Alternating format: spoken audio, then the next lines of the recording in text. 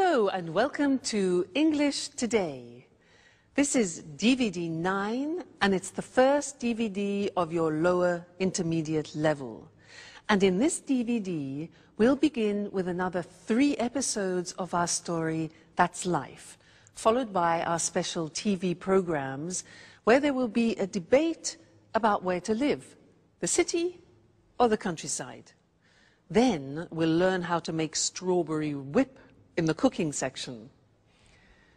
Then in the grammar section, we will study how to use the English auxiliaries. We'll also look at how to ask for permission and express obligation using must and have to. You'll also learn some important phrases for talking on the telephone, okay? So, happy viewing.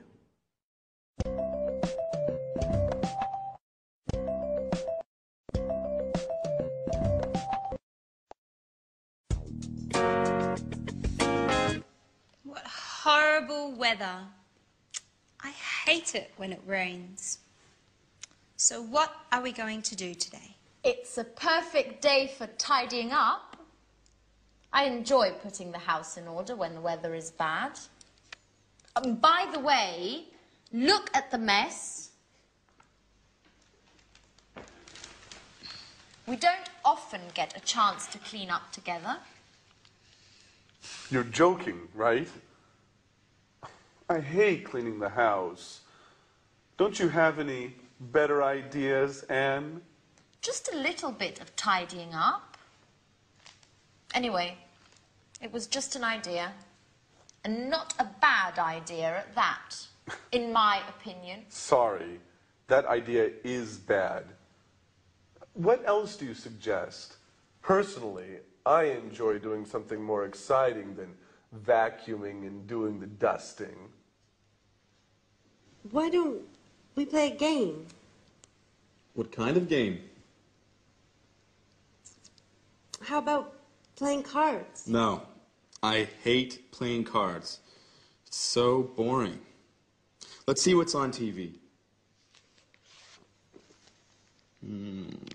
Cartoons, soap operas, political talk shows. There's nothing interesting on. Shall we go for a walk? I like walking in the rain. Why don't we take a walk to the new bakery in Piccadilly? What do you say? Are you crazy? It's raining out. Well, you know what the traffic's like when it rains. I certainly don't want to get stuck in a traffic jam on a Sunday. That happens every day when I drive to work and when I drive back home. Okay. Okay. So, what shall we do? If you want, I can read your fortunes using the tarot cards. Aren't you interested in what the future holds? That's your favorite hobby. No thanks, Alice. Let's not think about the future. I prefer the future to remain a mystery. Well, I prefer to be prepared if something is going to happen. I don't like surprises. So, sit here. I'll tell you who you are and what your future holds. You know what I like to do on days like this? Nothing. Totally relaxing, doing nothing. I agree with you, Jack. Total relaxation. Now that's a great idea. And maybe eating something nice and tasty. Huh, Anne? Why don't you prepare us one of your lovely lunches?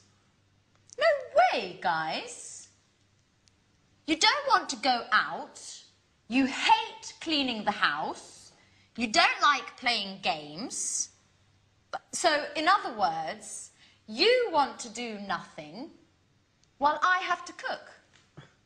And do you know what I say? I also enjoy doing nothing. That's what I'm going to do. Watch out, couch.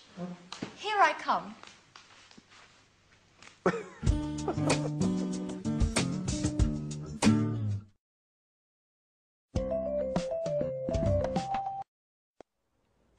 Hello and welcome back to English Today, that live TV program where you can learn the English language.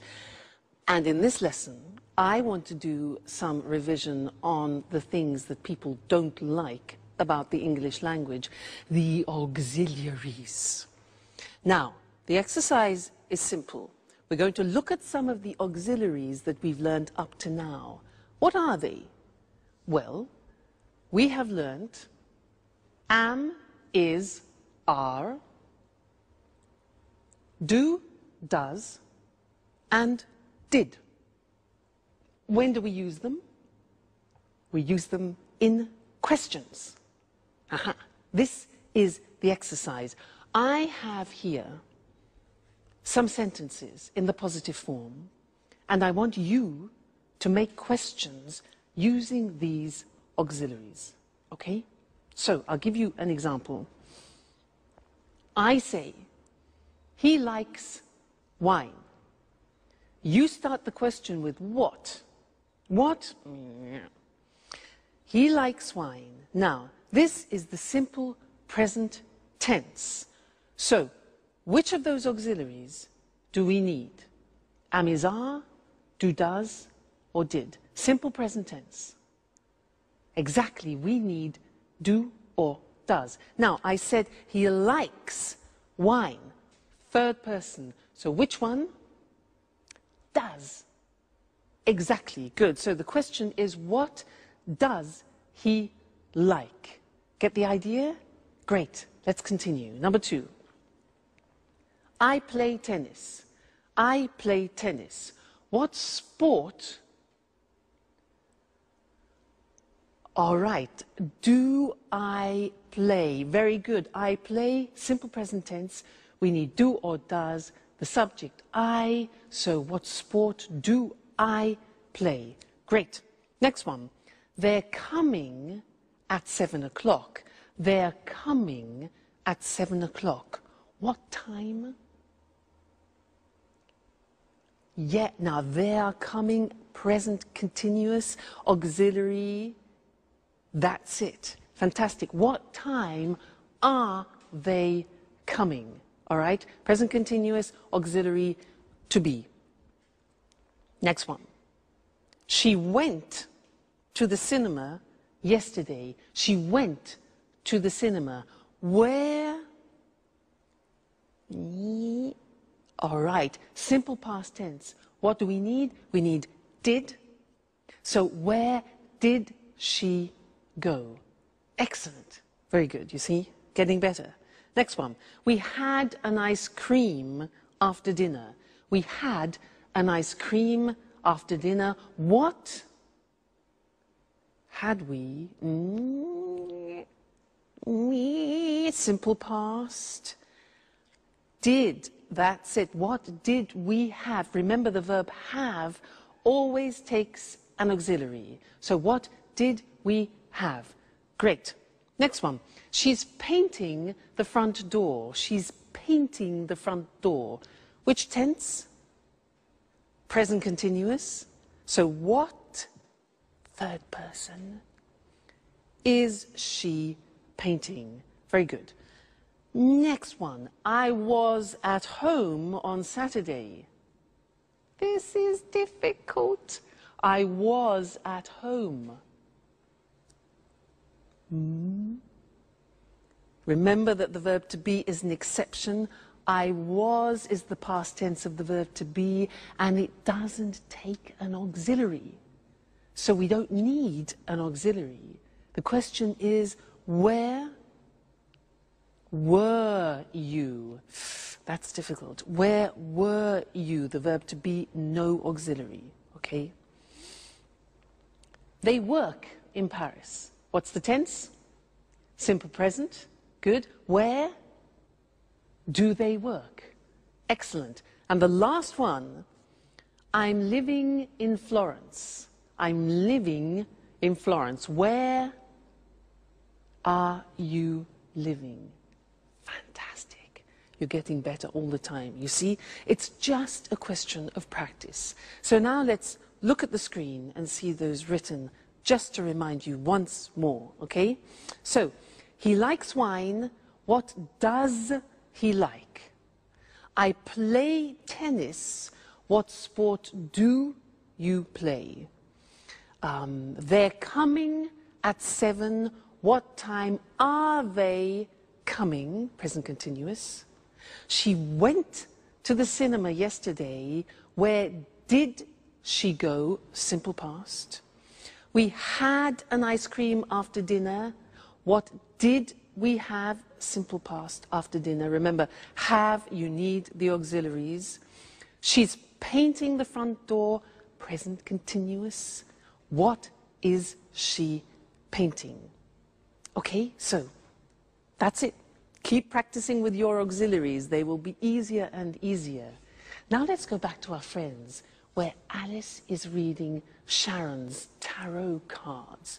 Let's see what comes up. See you later. Bye.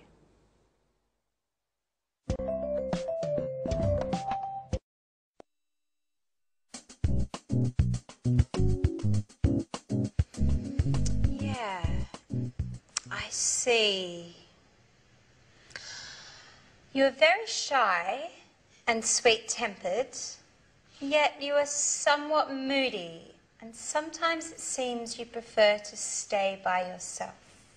Yeah, that's right. Sometimes I enjoy solitude. Just me and my thoughts. Yes, indeed. I see that you are worried about something, but that's not clear. I think it has something to do with a boy, or maybe it has something to do with your job. Yes, maybe you are going to get a new job. Wow. Definitely I like the second option. It's much better. But I don't know. Actually, this card means that love troubles are on their way. Sorry, Peter, but I see the shadow of another boy in your Sharon's heart. Don't be silly, Alice. Tell me more about this job instead. Okay, if you like. So you are very careful in your work, even if it seems you don't like it that much.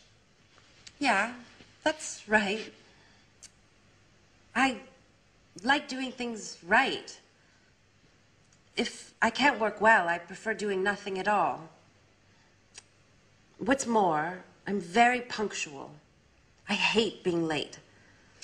Yes, and you are also very modest. Thanks, Alice. Well, actually, I can't stand people who show off. They make me uneasy. Your tarot cards seem to know me very well. Well, you know, tarot cards never lie. That's why I want to investigate more about this mysterious boy. Come on, darling, they're not always right, are they? Yes, they are. I swear it. They always tell the truth. Oh, come on, girls. Stop it. How can you spend the whole afternoon talking nonsense? Why don't we do something more interesting? Why don't we all stop doing nothing and go out? Look, it has just stopped raining. How about strolling in the park? Yeah, that's a great idea. Let's go.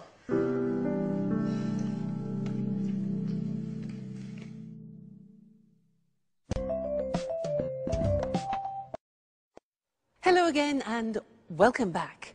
I want to continue doing some work on auxiliaries. Do you believe in tarot cards? I don't. Now, that's sort of an example of what I'd like to teach you now. Short answers in English. Usually in other languages, when you ask a question like, do you believe in tarot cards? People say yes or no. In English, it's a little bit more complicated. I can say, for example, do you believe in tarot cards? Yes, I do. No, I don't. So we take the auxiliary and we repeat it in the positive or the negative. So that's really quite strange. Other languages don't do that. As it's complicated, I want to go to the screen now and we can look at it written. It'll be easier for you. Very common. You'll hear it all the time. So, look at the example.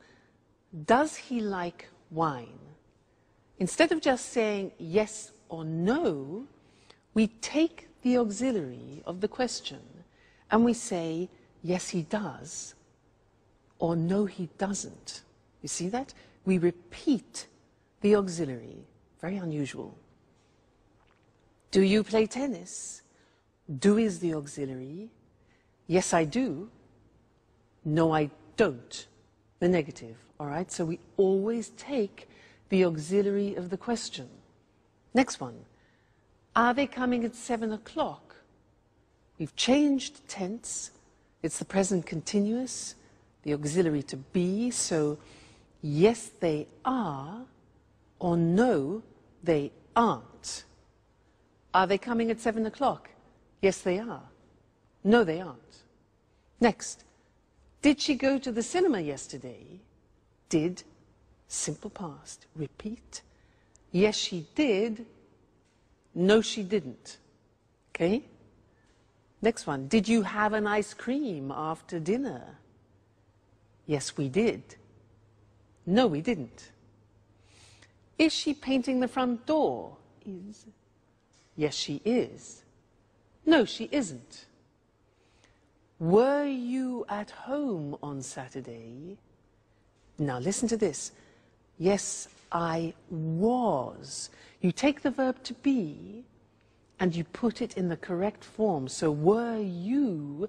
Yes, I was. No, I wasn't. Okay? Is she in the bathroom? Is. Yes, she is. No, she isn't. Do they work in Paris? Yes, they do. No, they don't. Are you living in Florence? Yes, I am. Verb to be, are you? Yes, I am. No, I'm not. So you see, it's really quite unusual, isn't it? And it's not easy. It's not a spontaneous thing. You have to practice. So, do you understand? Yes, I do. No, I don't. All right, so those are your short answers.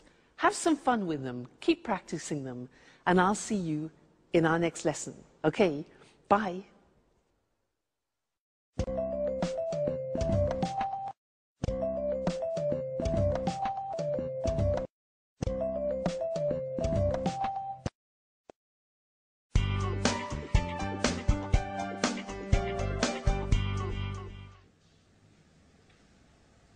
Hello, this is Anne Baxter from Red Bear Publishing.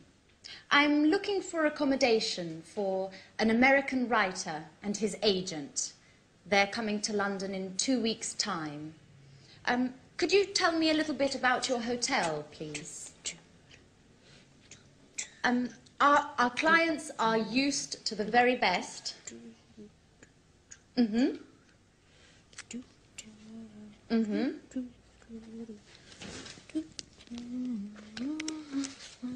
And do you also have a swimming pool? A sauna? Great. And as far as entertainment is concerned, do you have a lounge with live music?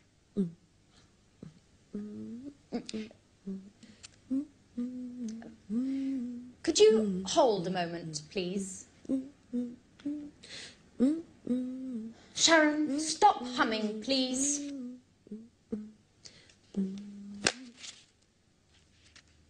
I can't hear anything.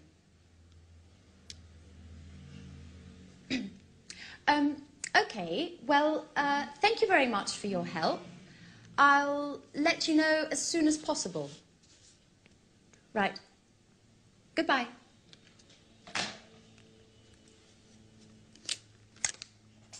What are you doing, Anne? My boss asked me to book rooms for 2 of our most demanding clients. Well, they would like a quiet hotel near our publishing house. Oh, and of course, with all the creature comforts. So I'm making a few telephone calls.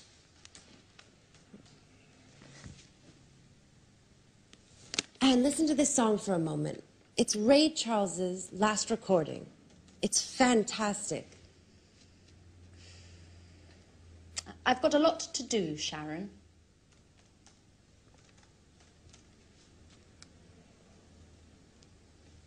Just for 1 minute, Anne. Come on. I'm afraid I can't now. But just, why don't you go over to Alice's? She's having a shower. You know, when Alice gets in the bathroom, she takes at least 2 hours. Well, do whatever you want. Just, please, get out of this room. Anne, what's the matter today? Why are you treating me so badly? That's enough, Sharon. I know everything about it. Everything about what? That you've got a lover. A lover? Are you going crazy, Anne? Oh, don't try and pretend with me, Sharon. And I call you a friend. But it's the truth. Uh-huh. And who is my romantic lover, by the way? You know. I'm talking about Jack. Jack? What are you talking about? The photograph. The one where you and Jack are kissing. It's not what you think, Anne. Uh-huh. So you tell me. You know, a picture says more than 1,000 words. That photo is from 3 years ago. We were engaged. Or what? But you and Jack were engaged. I know. I know. I wanted to avoid stupid gossip. And also because of Peter. So now you're telling me that... Well, I can't believe it. I know. I didn't want to hurt your feelings. See, now you're angry with me. That's why. Well, you're right, Sharon. I am mad at you. And now I look like a fool. I'm sorry, Anne, really. No, my hair! What's going on? Oh my God, It's Alice. no. Come on, let's go see what's happening. Alice, quickly! Help! My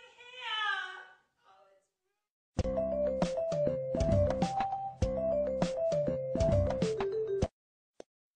Hello again and welcome back to English Today. Did you see that last episode of That's Life? Poor Anne. Well, sometimes the truth is difficult to hear, isn't it? Yeah. Oh, sorry.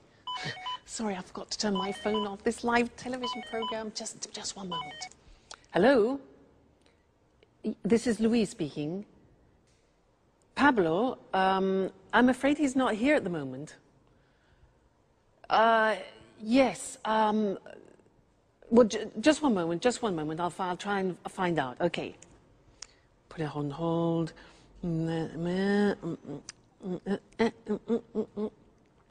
Hello? Yes, hello. Could I speak to Pablo, please? What, could you put me through to him? No. Okay, yes, I understand. No, it's not important. Don't worry. All right, thank you very much. Thank you, yes. All right, bye. Hello? Yes, hello. I'm afraid he's not available at the moment. Yes. Would you like to leave a message? Sharon called. Okay, would you like him to call you back? Yeah. All right, okay. Yes, I'll tell him. Right, thank you. Thank you very much. Goodbye. Goodbye. Sharon? Who's Sharon? Where were we? Yes, interesting. I wanted to talk to you about telephone language. Now, I used some phrases there which are quite useful to you, and I want to go to the screen so that we can see those written together and look at how the phrases work, okay? Now, look at these situations. When you don't understand someone on the telephone, what do you say? Can you repeat, please? No. No. If you ask somebody, can you repeat, please, it's like asking them to vomit. Why? Because there is a small word missing, a very important one. In English, you must say, can you repeat that, please? Very important. Many people make that mistake, and they ask everybody to vomit on the telephone. So remember, can you repeat that, please? Good. Next, when, for example, imagine that you are on the telephone and you want to write something down when the person is speaking. So you want them to... Okay, good. So you stop them. Just a minute. Just a minute. This is difficult. We say in English, I'll make a note of that. Okay? Just a minute. I'll make a note of that. I'll make a note of that. Snap decision. All right? Next one. Imagine you're on the telephone and somebody knocks at the door when you're speaking. Now, you have to say, What can you say? Yeah, so just a minute. We say, I'll be right back. Now that means that you're going somewhere and coming back then quickly. So just a minute, I'll be right back. I'll be right back. Okay? Useful, that phrase. Now, you return to the phone, okay, and the other person has been waiting for you. So you need to apologize for the inconvenience. So you can say, sorry. We say in English, sorry to keep you waiting. Sorry to keep you waiting.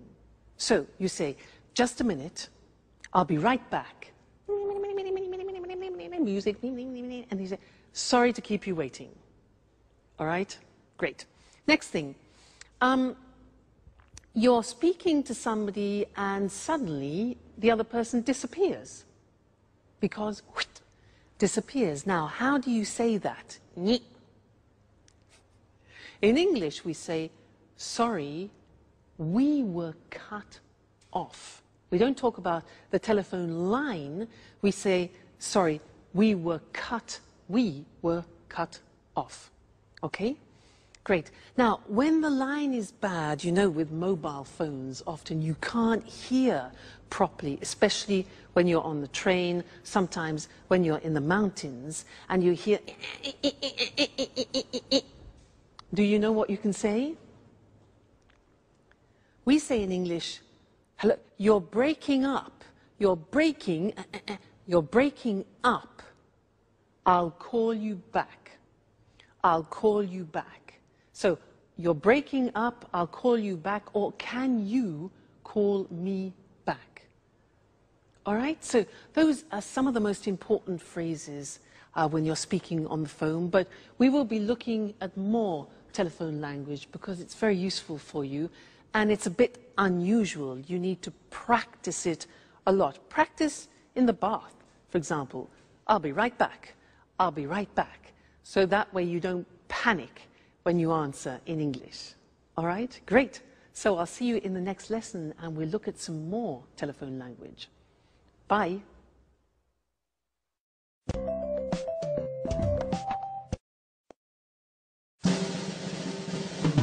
What's happening?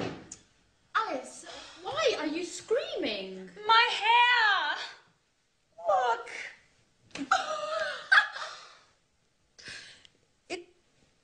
It looks...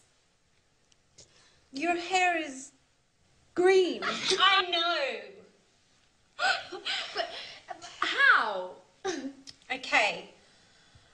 imagine this. I'm washing my hair. Well, colouring my hair, actually. I want to change my look.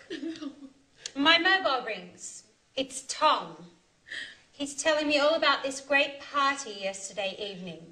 I'm listening to his story and I don't realise the time flies. More than an hour. It's always the same old story, Alice. Anyways, green suits you. It looks very original. Very unique. Just like you. Well, Alice, don't be offended, but you look like a frog. Thanks, Anne. That's the nicest compliment. What shall I do? Well, why don't you call a hairdresser and make an appointment? And in future, try to avoid changing your look.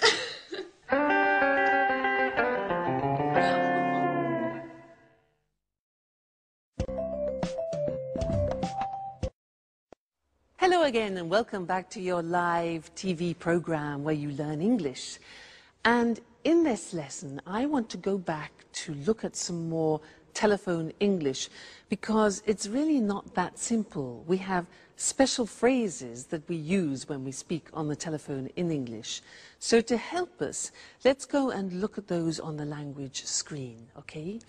Now the first thing is when you introduce yourself on the telephone, we don't say, I am Louise. We say this. We say, this is Louise, or this is Mr. Smith.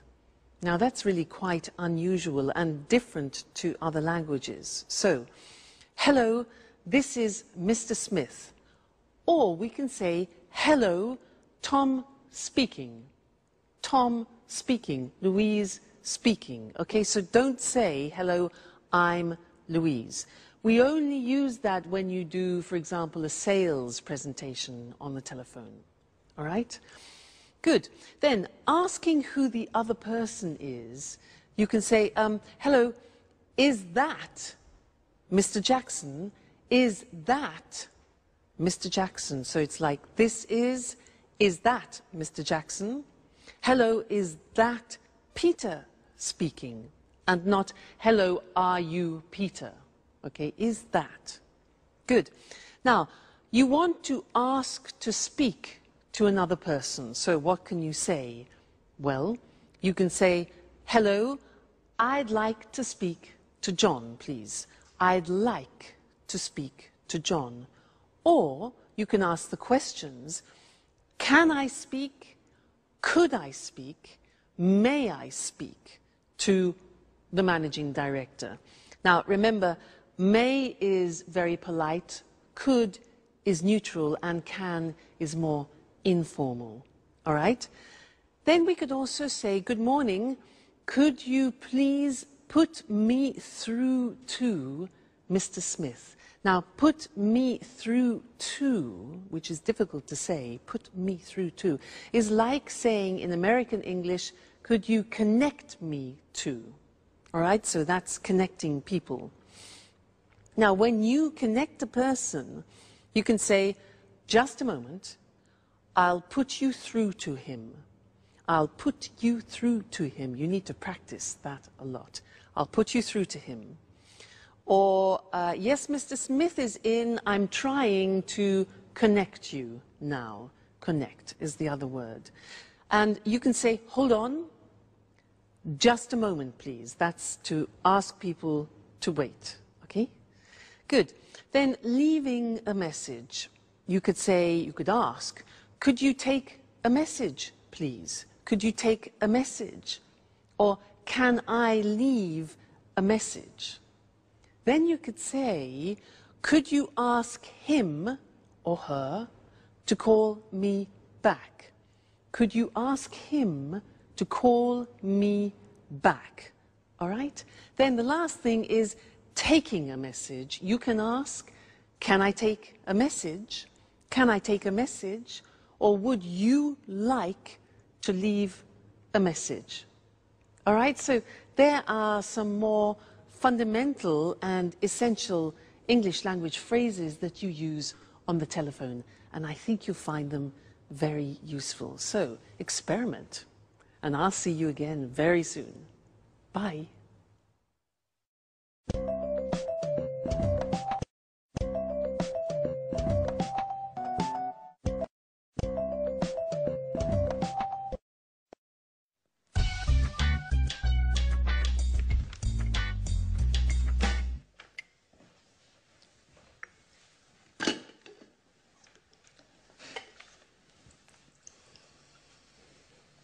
Good morning, everybody. Can I ask you a question? Yesterday evening, I got... Sorry, Jack, I can't listen now. I've got to get to work. I have a meeting at 9:30 with my editor, and I'm late. But I only need a minute. It's important. Nothing is more important than this meeting. If I arrive late, my boss will kill me. Ring me later if you want. Bye-bye. Great. Alice. Alice. Can I ask you a question? Yesterday evening... No, Jack, I can't. I'm really sorry, but I have to get going too. But you never leave before 11 in the morning. And why are you in such a hurry today? I'm starting a new yoga course this morning. My horoscope says I have to do some exercise. Well, if your horoscope says so. Anyway, I only need a second. No, Jack. My teacher told me not to be late. You can give me a call later. But Alice, wait. It's important. What a bunch of nuts. I wonder what my aunt will think.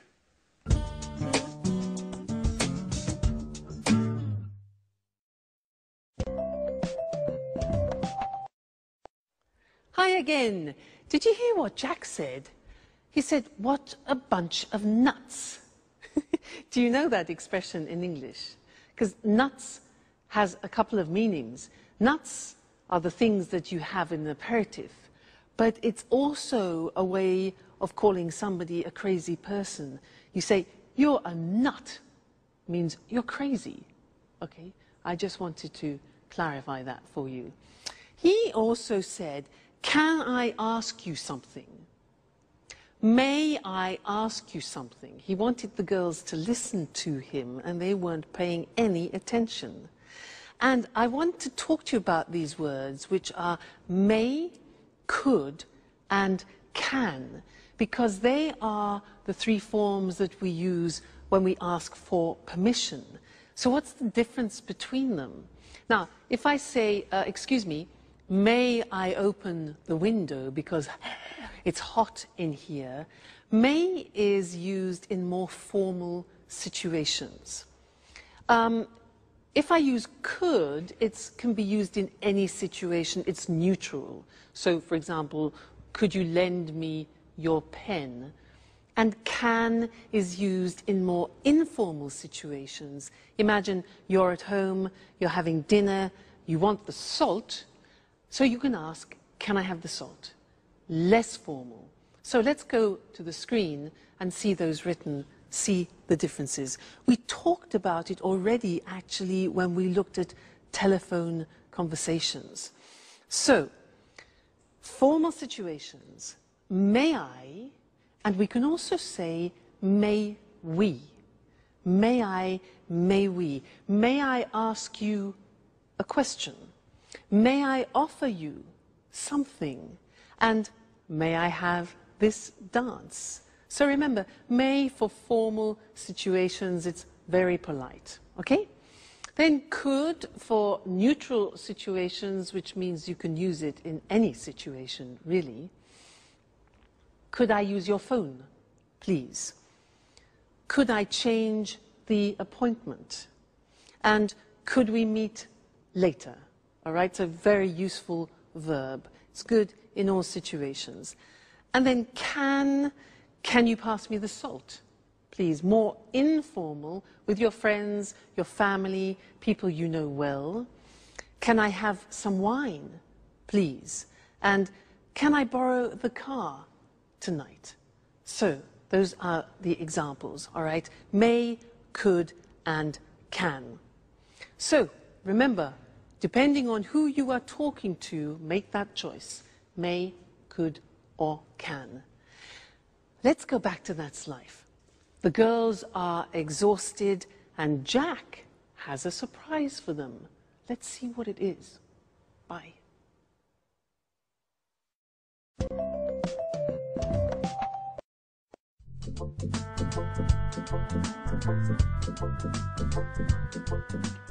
What a day. I'm exhausted. Me too. All of my muscles are killing me. What is there to eat, Anne? Well, we can make a sandwich. That's about it. The fridge is practically empty. Jack, is that you? Who's that with him? Hi, everybody. This is my Aunt Carolina. She came all the way from Bologna to see me. She'd like to see how I'm getting along. Well, good evening. Jack, why didn't you say anything? I should clean up. Look at the mess. Well, everybody was in such a hurry this morning. I tried to telephone you, but your mobile was off. And Alice's mobile just rang and rang.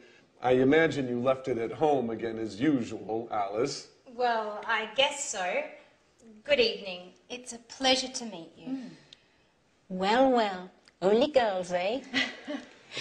So, you are Alice. Alice, the interesting one of the house. And you are Anne, the housekeeper. Please, Aunt Carolina. So that's how you describe us. Come on. Aunt Carolina is only joking, right?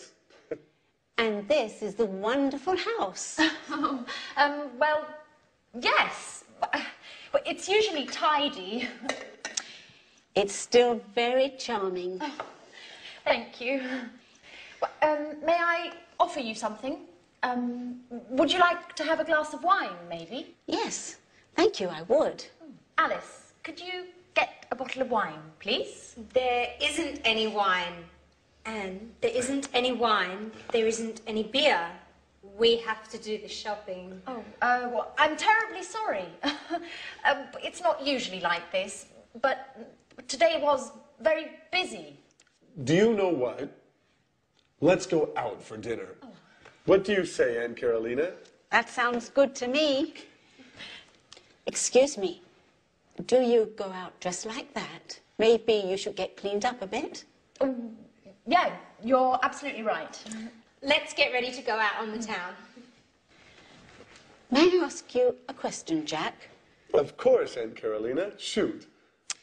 Do you really think it's such a good idea to live together with all these women?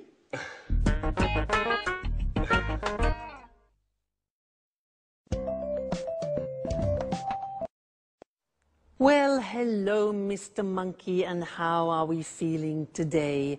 Let's check the thermometer. I know you're not well. Let's have a look. Good. Yes, the temperature has gone down. That's good news. Now, Mr. Monkey, you don't have to stay in bed any longer, okay, because your temperature has gone down, but you can't go out monkeying, not yet. You must stay indoors for another 3 days because you're not strong enough to go out yet, all right? You mustn't be too energetic. You can have relaxing baths and you can eat whatever you want, but you mustn't have any alcohol, okay, because you haven't finished your antibiotics and it could have a disastrous effect on you, all right? So you must finish your cycle of tablets. Now, let's see what else. Oh, yes, and you must drink a lot of water, maybe 5 liters a day, if you can manage that, okay? Good. So, oh, and you don't have to pay me until you're better, okay, Mr. Monkey? So, take very good care of yourself, and I will come back tomorrow and check on your condition again, okay? So, goodbye, Mr. Monkey. See you tomorrow. I became a nurse to show you other ways of using modal verbs. Now, so far we have studied can, could, and may. And these are verbs which help to change the meaning of the verb which comes after. They're called modal verbs. And here we were using verbs of obligation. Very interesting. Let's look at the screen and see those. Now, let's first go back to permission. Remember, we talked about can is a form of expressing permission, and I was giving him permission to do things. For example, you can eat whatever you want, you can go for walks, and you can't, however, that's not giving permission, you can't go monkeying or you can't go to work, all right? Then I talked about obligation, and this is very interesting. I used the verb must. Must followed by an infinitive without to. So, for example, you must finish the tablets, you must relax, you must stay at home for 3 days, and you must look after yourself.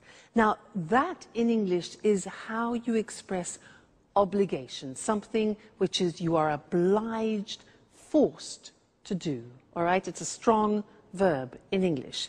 Now, the opposite, mustn't, means prohibition. If you do that, okay, so very strong verb. You mustn't drink alcohol. You mustn't do anything energetic. And you mustn't jump about, all right? So must and mustn't. Must, obligation, mustn't, prohibition. Then I said something else. I said, you don't have to stay in bed.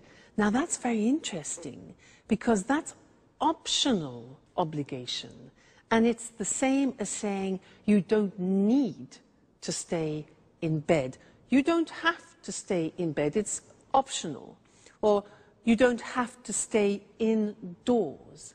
I also said, you don't have to pay me. It means it's not necessary. So that's optional obligation with have to. So that's an important lesson. Must, mustn't, and have to as different ways of expressing obligation. Great. So now you have to study more English. You must read and watch your English lessons, okay? And I must see you again next time. Okay then, goodbye.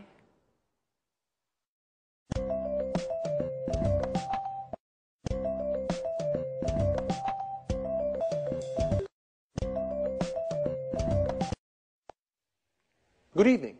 Welcome to this week's edition of Let's Talk, our discussion program with our commentators, Tom and Marie. How are you? Fine, Eric. Fine. Good to see you again. Well, did you have a good weekend? Very good, thanks. I relaxed in the country. I have a house there. It's so peaceful. A healthy weekend. And you, Tom? Well, I had a great weekend too. I stayed in the city and it wasn't peaceful. I went out a lot and made some new friends. Sounds like a good weekend to me. So, the same old story. A relaxing, peaceful life in the country compared with an exciting life in the city. Where's the best place to be? In the city or in the country? Let's discuss this more. Sure. I'll convince you that gardening's more interesting than the pollution and chaos of the city. Well, I'm not so sure about that. Last weekend, I went to the cinema, a rock concert, and 2 parties. Gardening isn't for me. Really? Your weekend certainly wasn't relaxing. Don't you feel tired? Well, maybe a little, yes, but I love city life. The city offers so many things. It's fantastic. I don't agree with you. Life in the city is too stressful. You rush around all day long. And then there's the traffic and finding a parking space.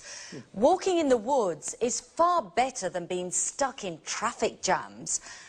I'm really thinking of moving to the country. Well, I don't think I could ever live in the country. I'd die of boredom. It would be a problem for my work, too. You're wrong, Tom. You can work from home. A friend of mine does this. He works from home. He uses the internet for email and virtual meetings.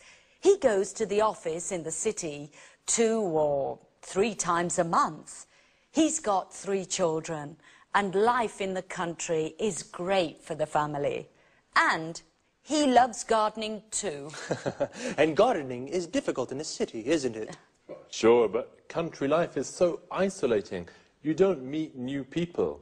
Well, okay, the city is more polluted, more stressful, but country life is so boring. I like meeting new people, making new friends, and in the city it's easy to meet new people. I'm not so sure about that. Whenever I'm in the country, lots of my friends come to visit me.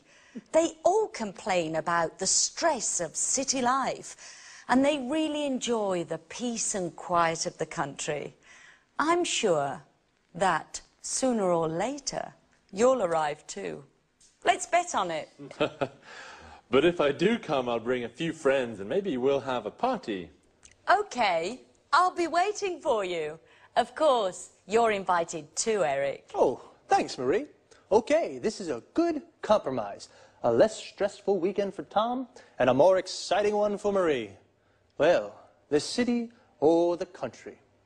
I think it's difficult to say where it's best to live. It depends upon your taste. The country life is more relaxing, whereas the city life is more exciting. Well, time to say goodbye. Goodbye, Marie, and goodbye, Tom. Goodbye, Eric. Goodbye, Eric. And goodbye to you. And see you again next time on Let's Talk.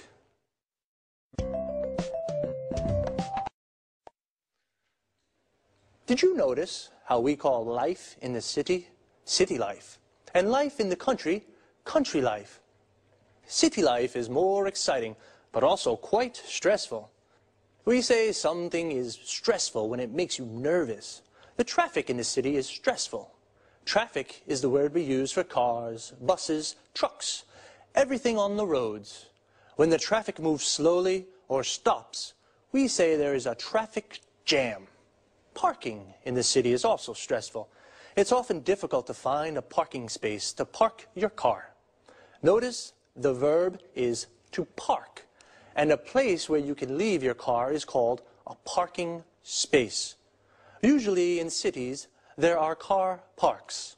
A car park is a big area with lots of parking spaces for many cars. Another problem in the city is the pollution. Pollution is the contamination of the environment. For example, the traffic makes the air dirty. In the country, the air is clean and it's easy to park. But Tom says it's boring to live in the country because there's nothing to do. Boring means that it's not interesting. Marie says it's relaxing to live in the country. Relaxing means it makes you feel relaxed.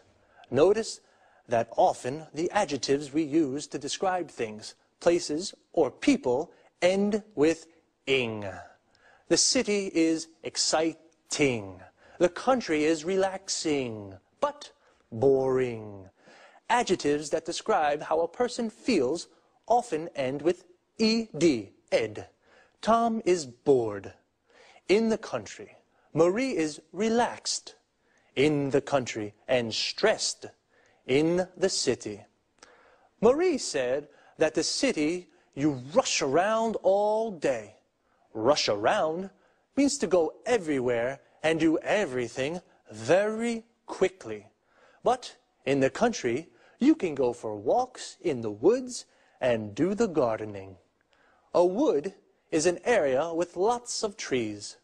The gardening is the work you do in your garden, like watering the plants or cutting the grass. Well, see you.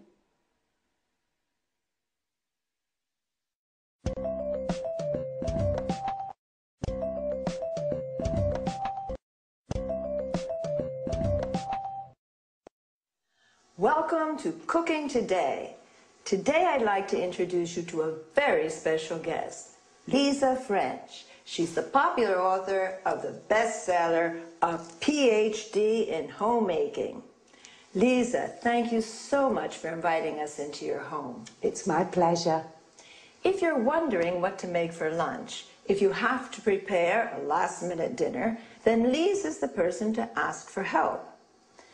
Listen, Lisa, I'm having a dinner on Saturday. Could you give me a tip on a quick and tasty dessert? Of course. You can prepare an easy-to-make dish with fresh strawberries. The strawberry season only lasts a few weeks, so it's worthwhile making the best of in-season berries. And it can be made in a jiffy. Oh, strawberries. I absolutely go mad about strawberries. So let's get started. Just the idea of strawberries makes my mouth water. First, wash, drain, and hull strawberries for 4 servings. Then, mash them to a pulp.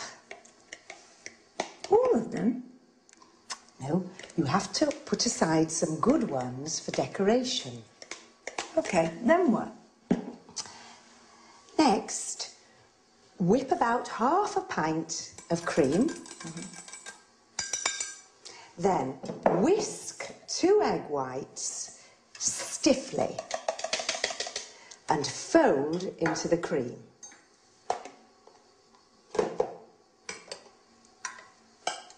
Add the strawberry pulp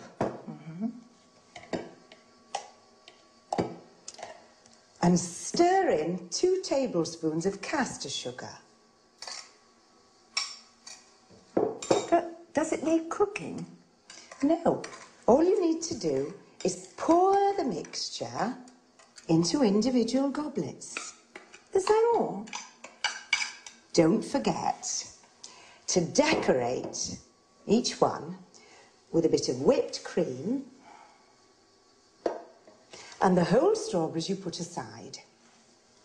Now your dessert's ready to serve. Oh, it looks delicious. Let me have a taste right now. Yummy. This is sensational. If any of you have a request regarding homemaking, then please contact us at our studio, 800-332211, or send an email to cookingtoday@homemakingtv.com. Thank you, Lisa. We have so much to learn from you. Thank you for coming.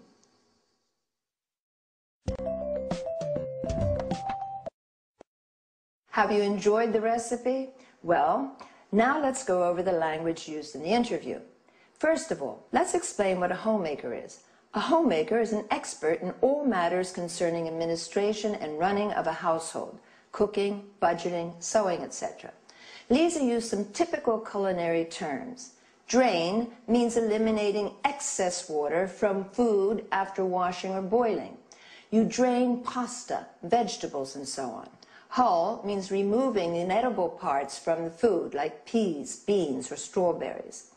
Mash means crushing some food, such as potato or carrots, into a paste. Whip means beating to a fluffy consistency, as in whipping cream. Whisk means whipping, egg whites, for example, to a froth, incorporating air or until firm. We say whisking stiffly. Stir is moving a spoon around a liquid when we add one ingredient to another, and mix them together when we say stir in. Fold in means blending other ingredients to a whipped mixture, stirring gently. Pour means adding a liquid into a mixture or serving tea, coffee, water. Lisa also mentioned a goblet, which is a small cup with stem to serve fruit salad or ice cream. A pint, which is a unit of liquid measure equivalent to 568 milliliters, a UK pint, or 550 milliliters, a US pint. A tablespoon is also used as a unit of measure. In order to express appreciation about food, we say tasty, delicious, yummy, mouth-watering. Lisa said in-season berries to mean fresh fruit. Otherwise, we say out of season, not to be confused with the word seasoning, which means adding salt, pepper, and other spices to food. A berry is a small fruit, such as a strawberry, blackberry, raspberry, blueberry. Another useful term is serving. You can also say helping. It refers to individual portions of food. Well, I hope you've had a good time, and I'll see you